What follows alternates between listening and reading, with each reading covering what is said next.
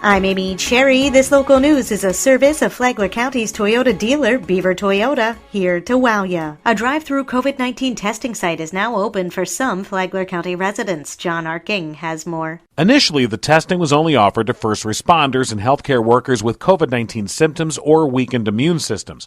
But with additional tests now available, Flagler County, in partnership with Florida Department of Health, Flagler, Advent Health, Flagler Volunteer Services, and Daytona State College, is opening up testing to certain Flagler County residents. Flagler County Health official Gretchen Smith. Those county residents must have either underlying conditions like a weak immune system and COVID-19 symptoms, fever, cough, shortness of breath, or must be 65 years and older with COVID-19 symptoms like fever, cough, and shortness of breath. If you qualify, you can call 386-313-4200 between 8 a.m. and 5 p.m., Monday through Friday. You'll complete a short screening process and potentially be given an appointment. And residents that call and qualify will be given a weekday appointment time between 9 a.m. and 1 p.m. at the Palm Coast campus of Daytona State College. Again, that telephone number is 313-4200. This new option is in addition to already available testing for residents and workers through their primary and workplace healthcare providers, the Advent Health drive-up site at Daytona International Speedway, the Florida Department of Health Flagler at their Bunnell Clinic, or at one of 4 urgent care centers, 3 in Palm Coast and 1 in Ormond. You'll find details and contact information on Flagler County's website, flaglercounty.org. For the WNZF Newsroom, I'm John Arkin.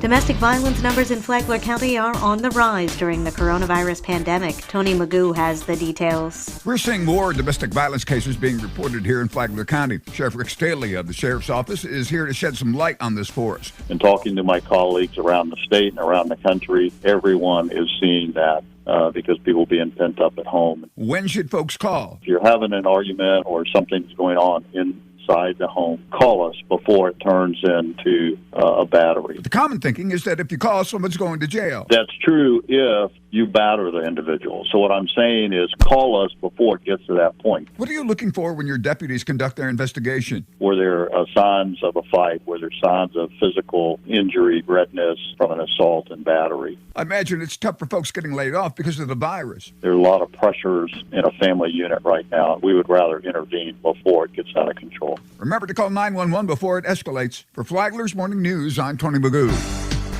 We've heard that turnaround time during this pandemic is slow in some places, but with diagnostic solutions here in Flagler County, patients could see test results sooner. Tony Hoffman, the CEO of Diagnostic Solutions Laboratories, says that when patients are tested for COVID-19, medical personnel have to change their PPE or personal protective equipment each time they see that patient.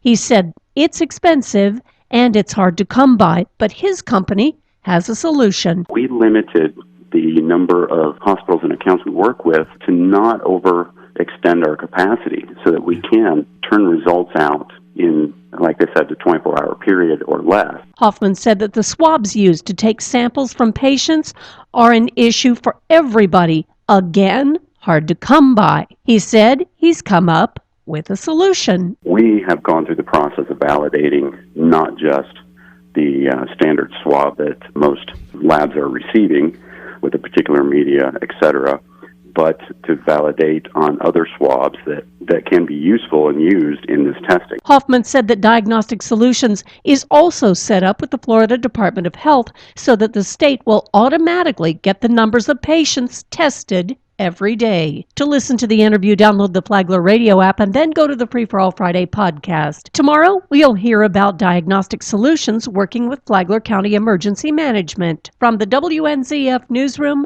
I'm Deb Albertson. Flagler School Superintendent Jim Taker is departing his job at the end of June, and though his last few months on the job certainly weren't what he expected, with the COVID-19 outbreak forcing virtual school, he'll miss it. I accepted a job up in Vermont, but I've got to tell you that every day here it's been a great day, and I'm not a day counter, and it really comes down to the people. And this is not perfect, but we're trying to react to whatever we can quickly, and what is perfect is the people here in Flagler County. Kathy Middlestat will take over at the helm. She currently serves as Deputy Superintendent of Operations for St. Johns County Schools. Flagler County's former controversial supervisor of elections could be heading to jail soon. An appeals court judge tossed 4 of 7 convictions against Kimberly Weeks for illegally recording phone calls without consent. She was indicted in 2015, eventually convicted, and then sentenced 3 years later in 2018 to 18 months of probation, with the first 30 days of her sentence to be served in jail for each conviction. But a judge allowed Weeks to remain a free woman during her appeal. No date has been set for her resentencing. And now you're up to date on Flagler's Morning News. I'm Amy Cherry.